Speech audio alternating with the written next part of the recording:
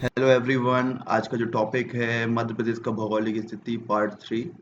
इसमें हम आज बुंदेलखंड या विंध्य कगारी प्रदेश या रीवा पन्ना के पठार के बारे में पढ़ेंगे। आज हम सेम प्रोसीजर फॉलो करेंगे जिसमें हम हर एक चीज़ को डिस्कस करेंगे कि इधर की भौगोलिक स्थिति क्या है, क्या कौन सी चीज़ है, कौन सा चीज़ नहीं है, किस टाइप के खनिज पाए जाते हैं। तो ये सभी चीज़ों के लिए हेल्पफुल होगा। अगर आप हमारे चैनल सबसे फर्स्ट टाइम देख रहे हैं तो प्लीज़ सब्सक्राइब चैनल को सब्सक्राइब कीजिए और साथ साथ में कमेंट कीजिए अगर आपको ये वीडियोस पसंद आते हैं या आपको हेल्पफुल होते हैं। सबसे फर्स्ट में आज हम डिस्कस करेंगे कि इसमें मध्य उच्च भूमि में जो हमारा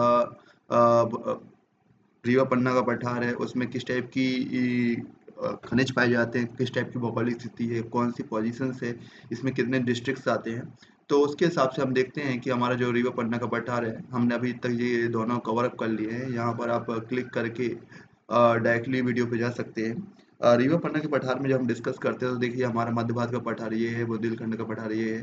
तो हमने ये एरिया कवर अप कर लिया, हमने ये एरिया कवर अप कर लिया, हमने अब हम आते हैं विंध्य कगारी प्रदेश में, जिसमें हम इस एरिया को पूरा कवर अप करने वाले हैं। जो हमारा अगर देखा जाए तो ये उत्तर है, ये दक्षिण है, ये पूरब है एंड ये पश्चिम है। तो इसकी जो अगर देखा जाए तो ये उत्तर दक्षिण पूरब पश्चिम में, तो ये उत्तर में पश्चिम में मालवा का पठार है। इधर पर अगर हम दक्षिण में देखें तो बघेलखंड है या नर्मदा सोन घाटी है। और उत्तर में देखें तो हमारा ये बुंदेलखंड का पठार है। एंड पूरब में there is no boundary basically. अगर बोला जाए तो पूरब दक्षिण में, दक्षिण पूर्व में बोला जाए तो बघेलखंड का पठार बोला जा सकता है। सबसे फर्स्ट में इसकी हम जो डिस्कस करेंगे कि इसकी जो एक्चुअल लोकेशंस क्या है, इसकी मतलब भौगोलिक स्थिति का क्या है। तो हमने देखा कि भौगोलिक स्थिति जो डिसाइड की जाती है वो अक्षांश और देशांतर से डिसाइड की जाती है। तो सबसे फर्स्ट में डिस्कस करते हैं कि इसकी अक्षांश क्या होती है।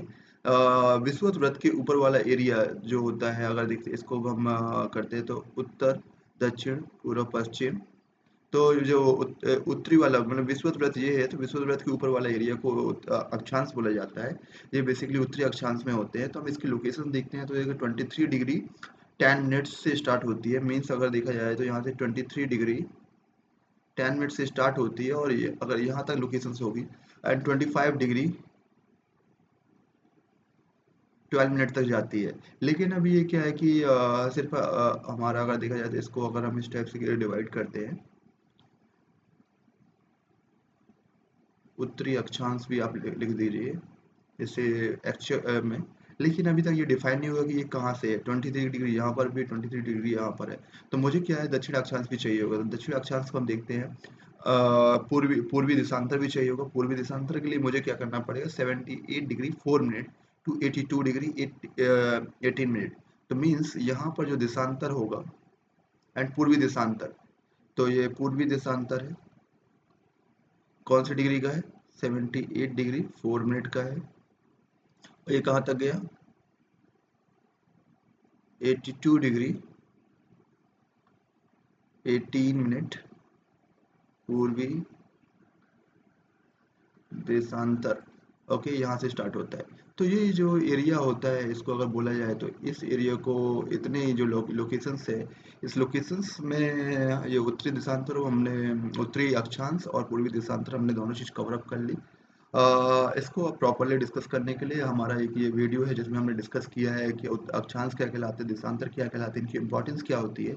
इसको डीप में जाने के लिए आप यहाँ पर हमारा वीडियो है कि हमने लिंक दे देंगे, तो इधर पर आप क्लिक कर सकते हैं और डायरेक्टली आप वीडियो पे जा सकते हैं। सबसे फर्स्ट में हम देखते हैं कि इसमें जो हमारा अगर देखा जाए तो हमने मध्य उच्च भूमि कवर अप कर लिया, तो ये यहाँ तक जाता है। हमारा मध्य भारत का पठार यहाँ से यहाँ तक जाता है। अब यहाँ पर देखते हैं तो ये जो एरिया है, जो यहाँ से ये दैट्स कॉल्ड विंध्य कांगड़ी प्रदेश या रीवा पन्ना का पठार। बेसिकली अगर इसमें देखा जाए तो रीवा आता है, ये फर्स्ट अगर देखा जाए पन्ना आता है, पन्ना ये दमोह सागर, जिसमें रहली बाणा तहसील तक जाता है। ये सागर मगध जाए तो इसकी जो रहली बाणा तहसील है वहाँ तक जाता है। ये इतने ही डिस्ट्रिक्ट है, इसके अलावा कोई और डिस्ट्रिक्ट नहीं है इसमें। तो ये इतने डिस्ट्रिक्ट है, रीवा पन्ना और ये, तो इतनी डिस्ट्रिक्ट है। इसका जो क्षेत्रफल है वो है 31954, जो हमारा विंध्य कांगड़ी प्रदेश का है। तो इतने एरिया का अगर देखा जाए तो इसका जो एरिया है वो है 31954 जो 7.7%, लेकिन ये डेटा गलत है। 10 पॉइंट समथिंग 7.1 10.7% है समथिंग।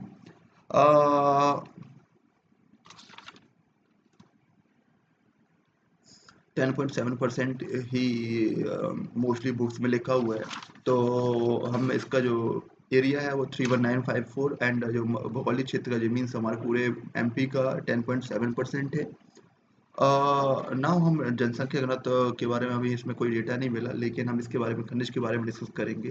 तो यहाँ पर जो पन्ना में हीरा की खदान है। बेसिकली यहाँ पर अगर देखते हैं, हम जब जाते हैं तो पन्ना में हीरा की खदान है इसमें। तो ये है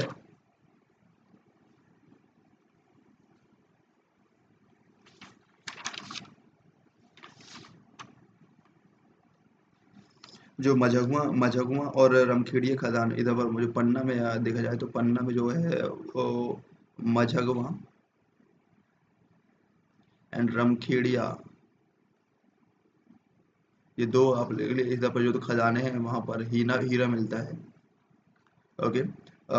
और इसके बाद हम जाते हैं अगर रीवा में, तो रीवा में जिप्सम की खदान है।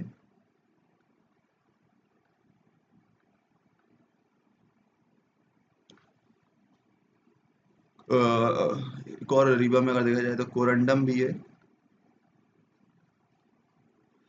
इसमें इस प्रदेश में बेसिकली अगर देखा जाए तो ये सतना में सतना चूना एंड बॉक्साइट के लिए फेमस होता है। तो यहाँ पर अगर हमने कवर अप कर लिया कि सतना में है, और सतना में सीमेंट बनाने की फैक्ट्रीज भी है, तो सीमेंट उद्योग स्थित है।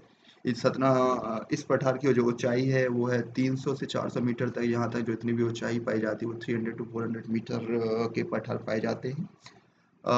हम अब इसके बाद आते हैं इधर की नदियाँ में। तो इधर की नदियों में देखा जाए तो टॉन्स है, केन है, सुनार है, ब्यारिया है, बीहड़ है।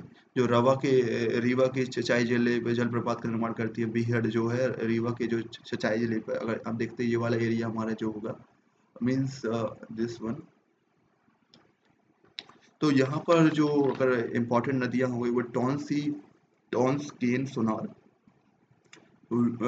एंड व्यारमा, बीहड़। बीहड़ में क्या सिंचाई में एक जलप्रपात का निर्माण होता है, जिसको बोलते हैं टॉन्स। ओके। ये एक पर्यटन स्थल भी है जहाँ पर घूमने के लिए ये एक अच्छी खासी जगह है। यहाँ का जो टेम्परेचर है एक्चुअली क्या होता है कि इन नदियों से ही मिट्टी का निर्माण होता है। तो हम देखते हैं कि यहाँ पर जो मिट्टी पाई जाती है वो यहाँ की जो मिट्टी पाई जाती है अगर देखा जाए तो वो ऑब्वियसली है कि बालुई तथा लाल पीली मिट्टी पाई जाती है। लेकिन यहाँ पर जो दक्कन ट्रैप से आने वाली नदियाँ हैं, जो आती हैं नदियाँ, तो वो क्या करती हैं, काली मिट्टी लेके आती हैं। और काली मिट्टी के कारण यहाँ पर जो वो है और ये काली मिट्टी की एक परत पूरी एरिया में जम गई है, जिसके कारण यहाँ पर क्या हुआ कि ये एक मिश्रण बन गई, लाल तथा काली मिट्टी का मिश्रण बन गया है यहाँ पर।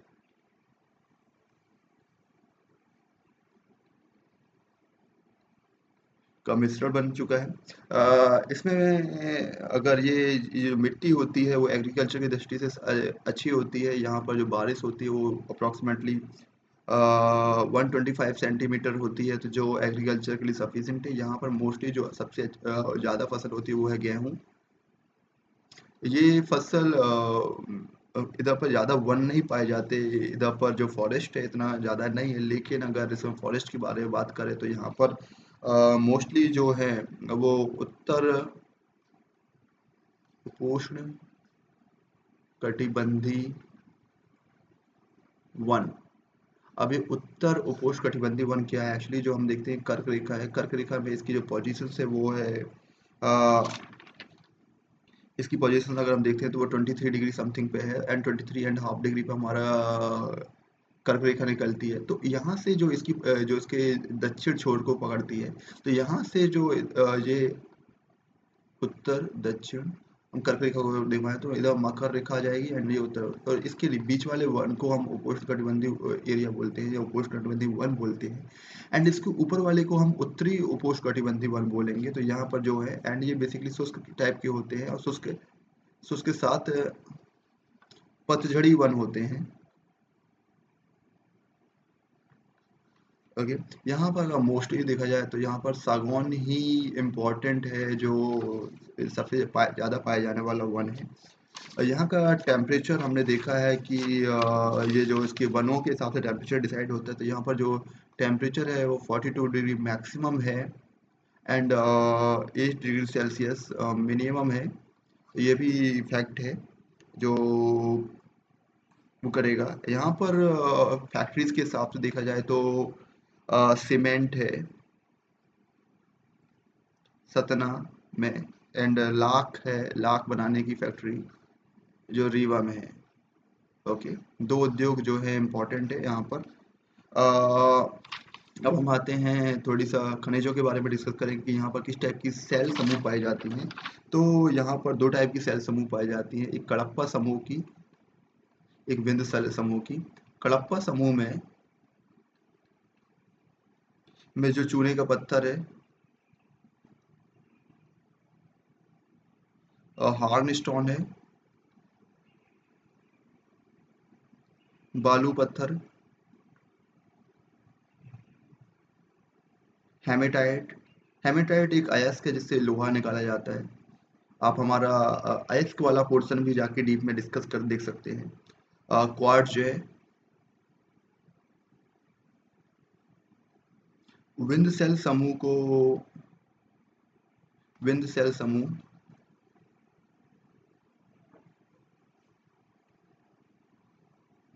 ओके, तो सॉरी थोड़ी सी राइटिंग डिस्टर्ब है। इसमें बेसिकली बालू का जो पत्थर होते हैं,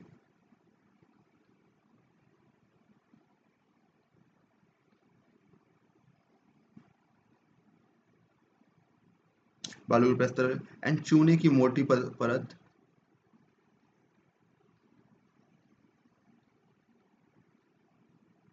परत पाई जाती है। इसमें दो सेल समूह हुए, इनका जो हुआ इसमें एक बालू के पत्थर से और अगर इसमें देखा जाए तो जो दक्षिण पूर्वी में है वहां पर भंडार और कैमूर की कगार है। यहाँ पर मोस्टली जो है वो है विंध्य सेल समूह ही पाया जाता है। हमने मोस्टली सभी चीज़ें अब इसमें कवर अप कर लिए हैं, हमने खनिज और खदानों में कवर कर लिए। अगर आप इस वीडियो को हमारे इंडिया के इंडियन ज्योग्राफी भी देखना चाहते हैं तो इंडियन ज्योग्राफी के लिए आप हमारा नीचे हमने खनिज और चट्टानों की एक लिंक दी हुई होगी जिसमें हमने इंडिया की खनिज और चट्टानों के बारे में डिस्कस किया है। हमने चट्टानों का टाइप भी डिस्कस किया है कि कौन सी चट्टानें किस टाइप की होती है, किस टाइप से बनती है चट्टानें, उनके बारे में डिस्कस किया है। तो आप हमारे नीचे लिंक में जाके डीप में उसके बारे में पढ़ सकते हैं कि विंध्य सेल्स की समूह की चट्टानें क्या होती हैं, आग्नेय समूह की चट्टानें क्या होती हैं, सेडिमेंट्री रॉक्स क्या होती हैं। इन सभी चीज़ों के बारे में हमने डिस्कस किया। साथ साथ में हमने ये भी डिस्कस किया कि इन टाइप की चट्टानों में किस टाइप की चट्टानों में किस टाइप का खनिज पाया जाता है, हमने वो भी डिस्कस करने की कोशिश की है। तो आपको सभी चीज़ें प्रॉपरली अंडरस्टूड होंगी कि किस टाइप से कौन सी चट्टानों में क्या पाया जाता है। अब हम थोड़ी सा पर्यटन के बारे में देखेंगे। तो ये एक्चुअली क्या है, ये कर्क रेखा के जस्ट बाजू में पाया जाता है, तो यहाँ पर जो टेम्परेचर थोड़ी सा हाई होता है। अगर इस बार एरिया में देखा जाए तो इधर का जो टेम्परेचर वो थोड़ी सा हाई होगा। तो इसके कारण यहाँ पर वनों की अधिकता कहाँ गई। ओके, नाउ अब हम आते हैं कि यहाँ पर जो पर्यटन के हिसाब से ये कितना इम्पोर्टेंट है। तो हमने देखा कि एक चचाई में जलप्रपात है, फर्स्ट हो गया। सेकेंड है हमारा बहुली केवटी, बहुली केवटी में भी है, केवटी प्रपात। बरुवत स्तूप,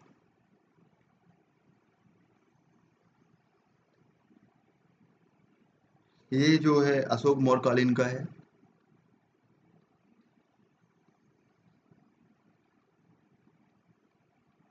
बरुवत स्तूप एंड चित्रकूट एंड मैहर,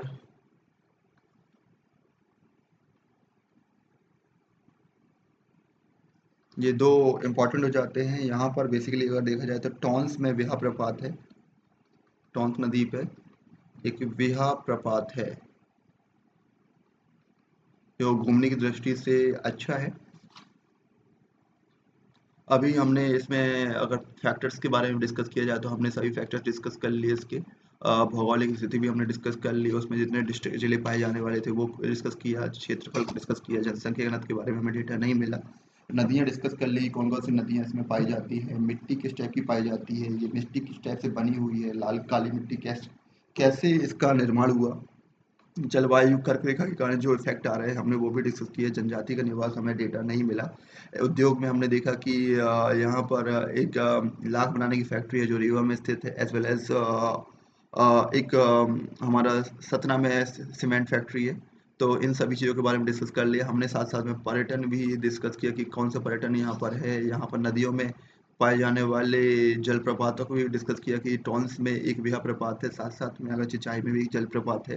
तो ये सब चीज़ों के बारे में डिस्कस किया, जिससे इधर पर जितने आने वाले डिस्ट्रिक्ट और उनमें जो पाने वाली इम्पोर्टेंस है वो कवर अप हो जाएंगी। हम बाकी जो डीप में डिस्कशन है लाइक जनसंख्या जो हमने अभी ये छोड़ा है, जनसंख्या घनत्व और इधर पर क्या क्या कौन कौन सी चीज़ें हैं वो संभाग को जब हम वन बाय वन एक एक जिले के बारे में डिस्कस करेंगे उसमें हम सभी चीज़ों को कवर अप कर लेंगे। अभी हमारा 3 वीडियो कंप्लीट हो चुके हैं जिसमें हमने सभी चीज़ों के बारे में डिस्कस कर लिया।